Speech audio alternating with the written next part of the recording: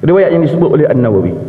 Mana nak letak dengan hadis Nabi yang sahih yang diriwayatkan oleh Al-Bukhari, yang Nabi senantiasa meminta jauh selepas daripada tasyahud, Allahumma inni a'udzubika min azabin nar wa min azabil qabr wa min fitnatil mahya wa mamat wa min syarri fitnati masihid dajjal. Ya Allah, minta jauh daripada fitnah, daripada azab neraka, azab kubur, fitnah semasa hidup dan mati, dan fitnah al-masih ad-dajjal. Hadirin mukminin yang dimuliakan, berhubung dengan hadis, kemudian kita tuan-tuan tengok buku yang saya katakan, umpamanya kalau kita atas andaian dia ni orang alim, maka kita tak boleh mukhalafah dengan dia.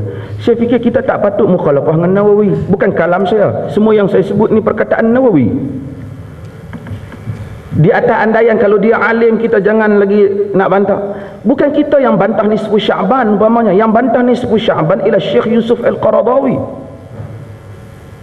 Dia bantah. Bagi orang yang ikut Yusuf Qaradawi, saya masalah nisfu Sya'ban umpamanya, sebelum pergi nisfu Sya'ban, masalah hadis Abu Dawud tentang perempuan yang menjemput makan, hadis itu tidak merujuk kepada kenduri arwah. Kalau merujuk kepada kenduri arwah, takkanlah Nawawi tak tahu. Takkanlah Al-Mubarakfuri yang mensyarahkan Sunan At-Tirmidzi, Tuhfatul Ahwazi, mengulas benda yang sama. Mereka telah jawab hadis ni. Mereka yang kata, takkan Al-Mubarakfuri yang alim, Nawawi yang alim, mereka tak tahu bahawasanya adanya hadis yang mana orang buat kenduri arwah. Dan sebut berapa lagi tempat yang mana orang buat kenduri arwah Nabi buat selain daripada majlis ni. Mana sahabat yang mati kemudian Nabi pergi buat kenduri, Nabi dah tolong buat kenduri. Tapi yang ada adalah hadis isna'u li ali Ja'far ta'aman qad ja'ahum ma yashghuluhu. Buat untuk kaum keluarga Ja'far makanan, telah datang kepada mereka apa yang menyusahkan mereka. Riwayat Tirmizi dan Al-Baihaqi dengan sanad yang sahih. Ini suasana perkara yang beza. Hadirin mukminin, kemudian kadang-kadang kita kena tahu apa yang kita tegaskan. Bacaan Quran kepada si mati memang benar. Mazhab Syafi'i kata tidak sampai, Imam Syafi'i kata tak sampai. Tuan-tuan boleh tengok perkataan Syafi'i ini di dalam tafsir Ibnu Katsir, ketika Ibnu Katsir menaqalkan firman Allah, mentafsirkan firman Allah Ta'ala, wa anna laysa lil insani illa ma sa'a, insan tak dapat melainkan apa yang dikerjakan. Tafsir Ibnu Katsir menyebut perkataan Syafi'i ini. Okey, tak apalah, satu mazhab. Ibnu Salah, dalam fatwa Ibnu Salah kata, kalau kita sebut Allah maj'al sawaba ma qara'na hadha li fulan wa fulan, maka kalau Allah Ta'ala terima doa ni, maka sampailah, kata Ibnu Salah. Tetapi ada satu perkara yang berbeza dalam masyarakat kita.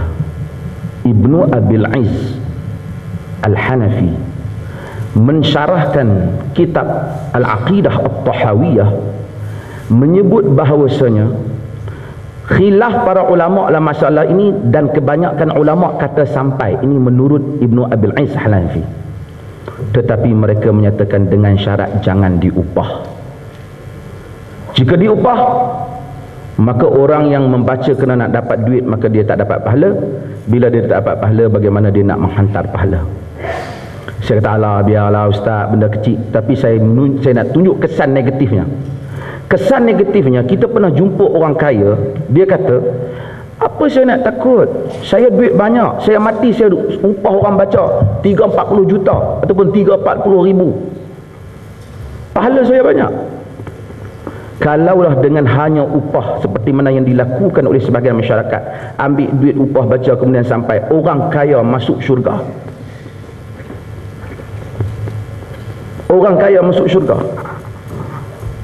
Orang miskin nak naik bersekat ni tak masuk juga. Hadirin mukminin, di sini kita kena jelas isu apa yang dibangkitkan, supaya pahaman kita terhadap isu itu jelas. Kemudian masalah takhrijul hadis, masalah takhrij hadis. Tuan-tuan, siapa pergi ke Azhar, pergi ke Madinah atau pergi ke Jordan, belajar di Universiti Melaya pun ada bab ulumul hadis ni dan takhrijul hadis. Adakah apabila sesuatu hadis itu telah dihukum oleh seorang rawi, seorang penilai, maka kita tak boleh lagi nak menilai hadis tu? Tak benar. Al-Hakim An-Naisaburi telah menulis kitab yang terkenal Al-Mustadrak ala Sahihain. Dia himpunkan hadis-hadis yang bagi dia sama taraf dengan Bukhari dan Muslim.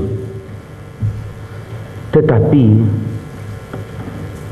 Al-Imam Az-Zahabi kemudian datang telah mentahqiqkan semula Al-Mustadrak, telah buat talkhis kepada Al-Mustadrak dan menghukum sebahagian hadis yang dikatakan sahih oleh Al-Imam Al-Hakim An-Naisaburi sebenarnya tak sahih. Maka penilaian dalam masalah hadis ini perlu dilihat kepada secara menyeluruh. Kalau kita nak baca buku, tuan-tuan, buku ni memang macam-macam buku, tapi apakah ia buku setiap apa yang ditulis di dalam buku tu semuanya kita terima, ataupun kita mesti buat keputusan tuan-tuan dan saya mesti setuju seperti mana kata Imam Malik, kullu ahadin yu'khadhu wa yutruk ila al-maqsum sallallahu alaihi wasallam, kalamuhu ila al-maqsum sallallahu alaihi wasallam. Semua orang diambil dan ditolak cakapnya melainkan Nabi yang maksum sallallahu alaihi wasallam. Imam Nawawi ialah imam besar dalam mazhab Syafi'i. Setelah ia membahaskan masalah makan daging unta umpamanya, mazhab Syafi'i kata makan daging unta tidak membatalkan wuduk. Tetapi setelah dia meneliti hadis-hadis Nabi, dia kata yang sahih, pendapat yang kukuh bersama dengan orang yang kata makan daging unta batal wuduk, inilah disokong oleh hadis-hadis Nabi sallallahu alaihi wasallam. Sedangkan dia tulis kitab dalam mazhab Syafi'i. Dalam Majmu' ada pandangan yang menyalahi mazhab Syafi'i, seperti menyatakan najis babi bukan mughalladhah yang perlu dibasuh dengan menggunakan air tanah. Yang hanya terlibat dalam kes itu ialah daging najis anjing saja. Ini adalah tarjih Nawawi yang bercanggah dengan mazhabnya. Saya nak sebut bahawasanya tak benarlah suatu pandangan kita, ataupun saya tidak setujulah, bukan saya tak setuju kalau kata sudah ada kaul maka kita yang mengajar, yang jadi guru ni tak boleh lagi bagi pandangan yang lain. Anak murid berhak dia mendengar pandangan-pandangan tok guru dan dia memilih apa yang dekat pada apa yang dia rasa dengan kadar dia boleh jawab di hadapan Allah Ta'ala bahwasanya inilah yang dia faham. Wala taqfu ma laysa laka bihi ilm inna as-sam'a wal basara wal fuada kullu ulaika kana anhu mas'ula. Jangan kamu ikut apa yang kamu tak tahu, sesungguhnya pendengaran, penglihatan kamu dan hati kamu ditanya oleh Allah Subhanahu wa taala. Masalah malam nisfu Sya'ban, hadis yang menceritakan, yang diriwayatkan oleh Ali, yang dikatakan suruh membaca dan suruh solat 2 rakaat, padanya ada Ibnu Abi Sabrah. Ibnu Abi Sabrah ini telah disepakati bahwasanya ia dipegang riwayatnya dan ia diriwayatkan oleh Ibnu Majah, bukan kita yang menghukum. Demikian oleh kerana itulah An-Nawawi dan semuanya, Yusuf Al-Qaradawi mengikut ulama-ulama yang lain menolak amalan itu. Bukan kita kata, saya sendiri dalam buku ni, pada tuan-tuan kalau tengok pada muka surat 17 memang menyebut hadis tentang fadilat kelebihan malam nisfu Sya'ban, tetapi tidak ada amalan khusus. Dr. Yusuf Al-Qaradawi bukan dia kata tak ada fadilat nisfu Sya'ban, tetapi ia menafikan amalan khusus itu. Dia menafi. Dan kalau kita atas kaedah, tuan-tuan siapa, saya siapa, Dr. Yusuf Qaradawi siapa, panel pengurusi majlis fatwa antarabangsa, jahil dia, tak tahu dia hadis Nabi. Di atas kaedah yang sama Al-Imam Suyuti, bukan kita yang kata, Suyuti yang kata lafaz niat itu tak ada riwayat daripada Nabi. Di atas kaedah Suyuti ini ramai tok guru dia, takkan kita nak tolak Suyuti. Dan tuan-tuan balik-balik dan mentahqiqkan apa yang kita sebut dalam kitab-kitab Suyuti ini. Maka dengan itu masalah ini ialah nisfu Sya'ban, hadis itu dhaif.